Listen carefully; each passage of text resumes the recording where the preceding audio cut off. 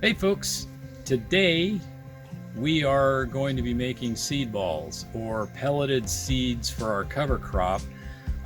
We don't till, so when we put in a cover crop, we've got to put it on top of the soil. Why don't you stay tuned and we'll show you how we do it.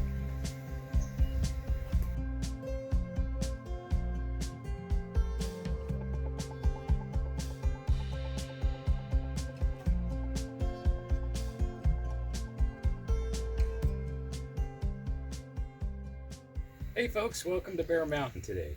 We are getting ready to make our seed balls for our cover crops this fall. And it's been a while since we've done anything on the old Von Bachmayr drum. We did a few modifications to it this year to just kind of stabilize where the motor hookup to the drum itself is. But other than that, it's pretty much the same as we did a video on about 4 years ago.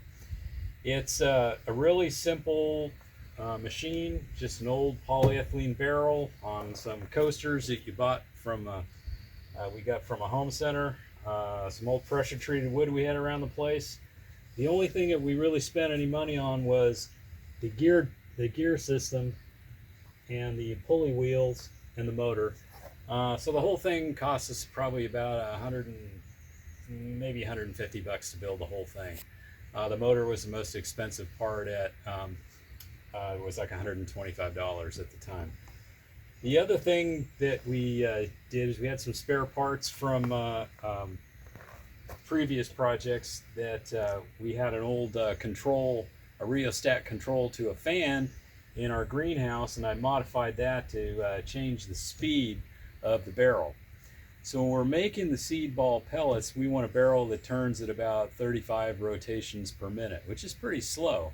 But the whole idea is that we want this thing to rotate around, and that as it goes around, the clay and the seeds in the inside continue to fall, and as they fall, they'll begin to roll. And the more they roll, the more they become an actual ball itself. What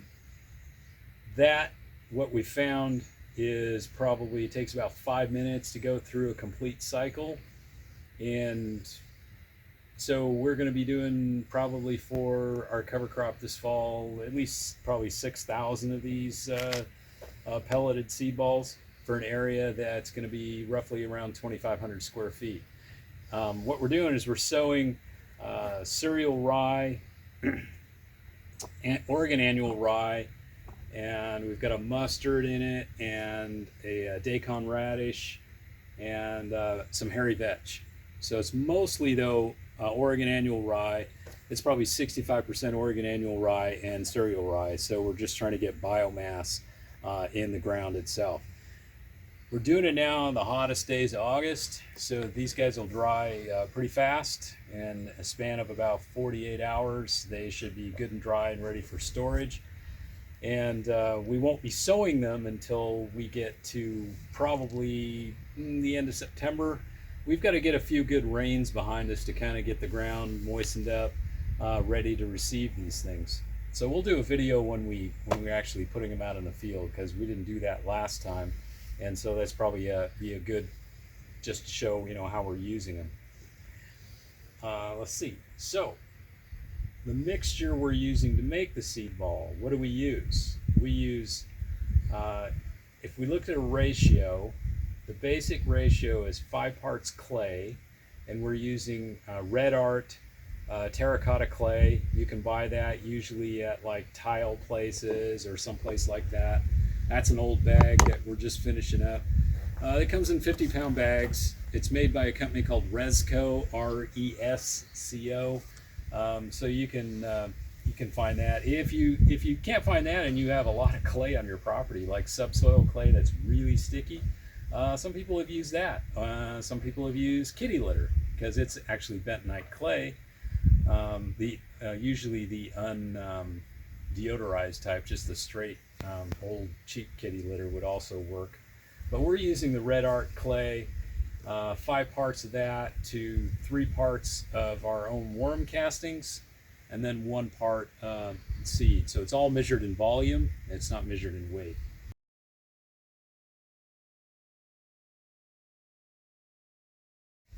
Okay, these are our worm castings.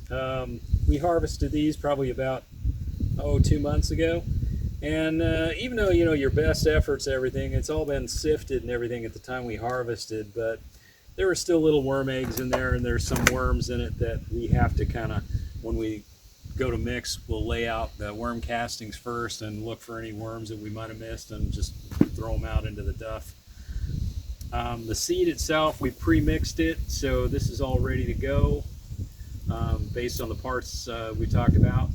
And this is the red art clay for once we get it mixed up, we'll take the actual pure clay, mix it, 5 parts of that, 3 parts of the compost, and 1 part seed.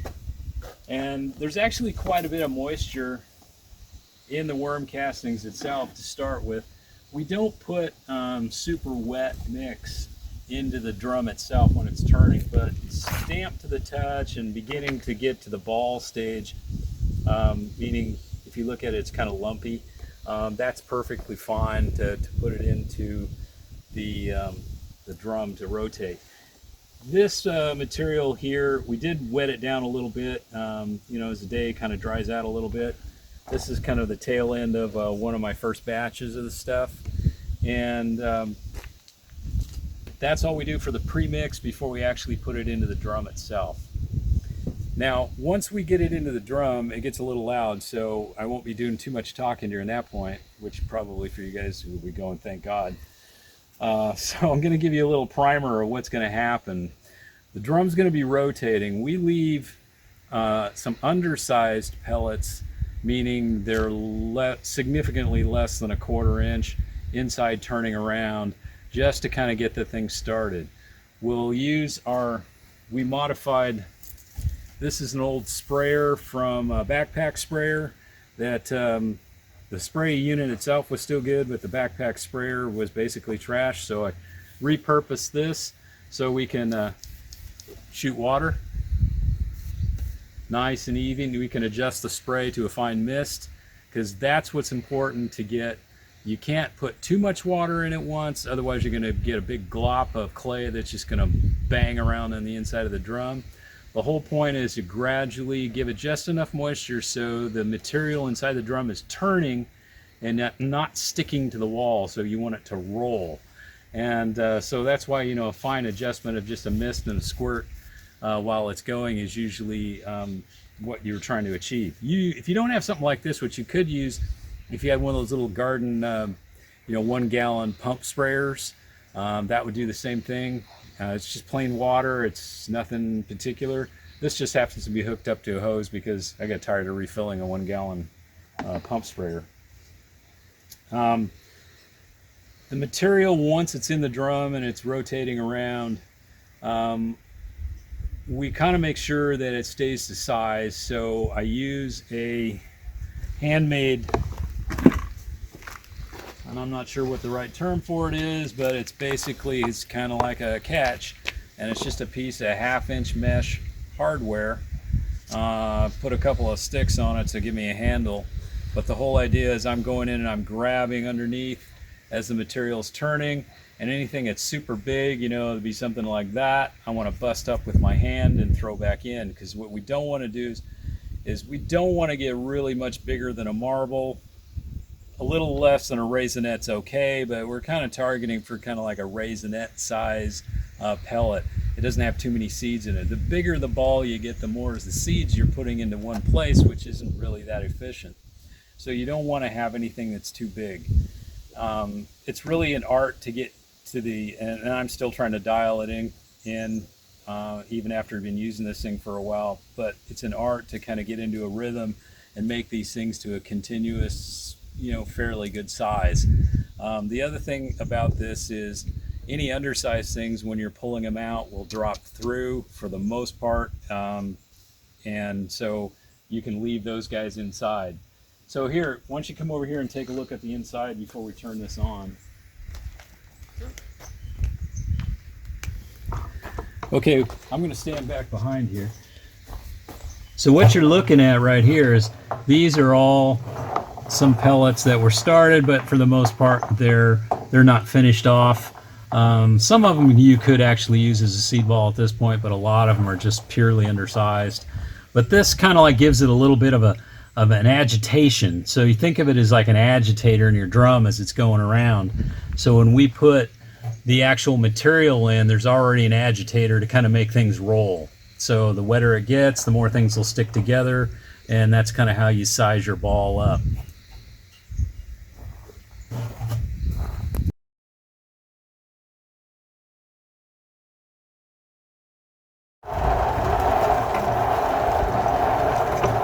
And then we take a scoop of our material.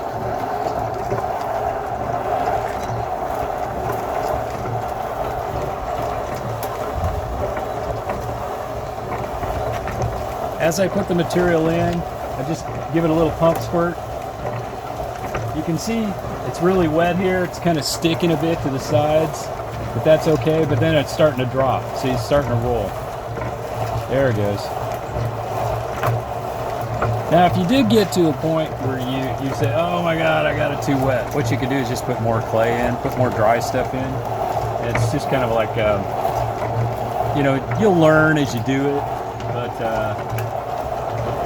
it's just the right consistency now. It's only going up the wall maybe like a third of the way, and then it's falling back down, which means now things are going to start rolling.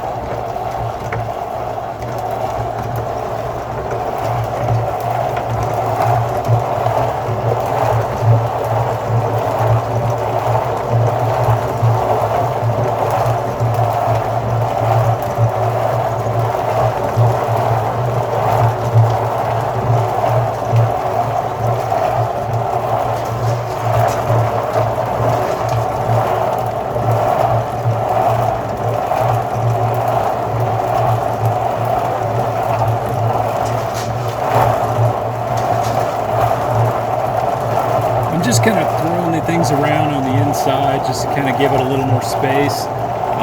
One of the things I've noticed is that having the barrel at a slight downhill angle, meaning the front is higher than the lower, tends to make it where the material will stay together better and will pick up more material when you add in extra clay. And so by using my net, basically, I'm able to move things around. As you can see, they're kind of getting started. There's a lot of small guys in there.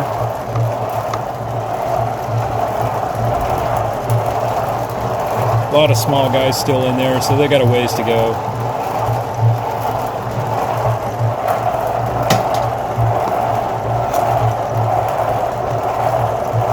I'm going to add just a squirt more water, maybe to kind of get these guys to get a little bigger.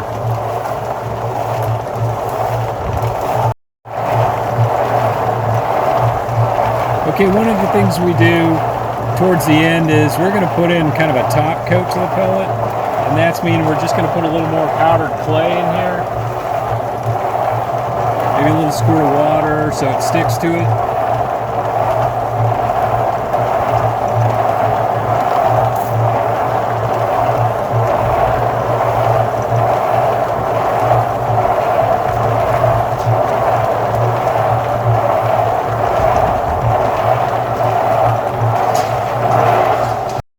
Okay, here's a finished batch. Most of these guys are 1/2 inch or better. They're nice and well coated. So we just lay them out on some plastic here, let them dry out.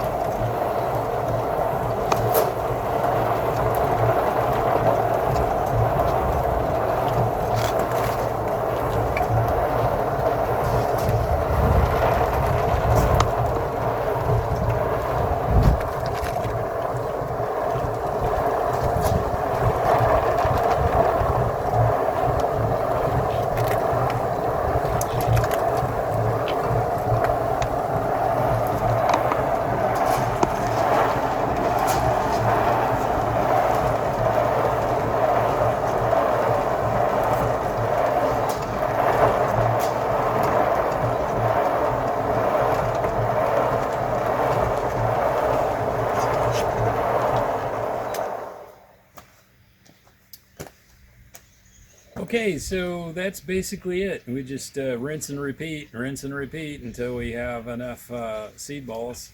And probably is going to take us a few times to get it all done. Now, one of the things you might notice if you look at the pictures a little more intensely on this, you go, wow, you know, some of these clay balls look really dark. That must be the compost. Well, one of the things that I did for a modification here, part of my secret recipe, but I'll see if this works or not, is I put biochar 50-50 mix in kind of like the last top coat. You know, remember you saw me putting in clay to kind of like get the seed balls to size.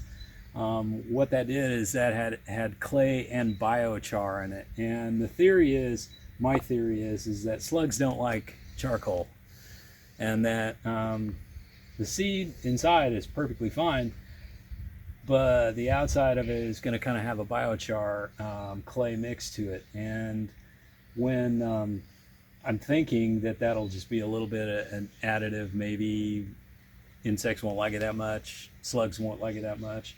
We'll see if that works. That's been one of the downsides to this, is when you're broadcast seeding on top of soil that is not tilled, is there's a lot of wildlife from an insect standpoint and a mollusk standpoint in the soil. And so it's a challenge to get it established.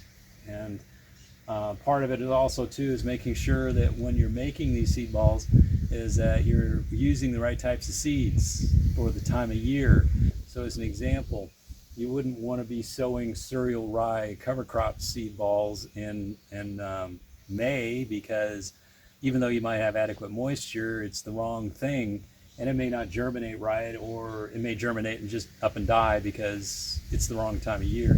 So we're going into fall, into the shorter day and cooler season, so that's why we chose what we chose. And these are also most of the things that can overwinter in our climate quite well. So as an example, if you're in a more northern climate, depending on what you're trying to do, you would choose different types of cover crop seeds that suit, you know, what you're trying to get done. For us, what we're trying to do with this is get it established before all growth stops, and then in the spring these things will grow up and grow forward, and they'll basically be done by May. So what we'll do then is we'll just scythe it down, and it'll be you know, organic material on top of the soil. So anyway, thanks for joining us today, and I know we haven't done a video in a while, but thought we'd maybe share this one with you and kind of give you an idea how we put cover crops in for the fall. So we'll do a video when we get to planting, and that'll be probably sometime near the end of September. So thanks again for watching, and you have a good day. Bye-bye.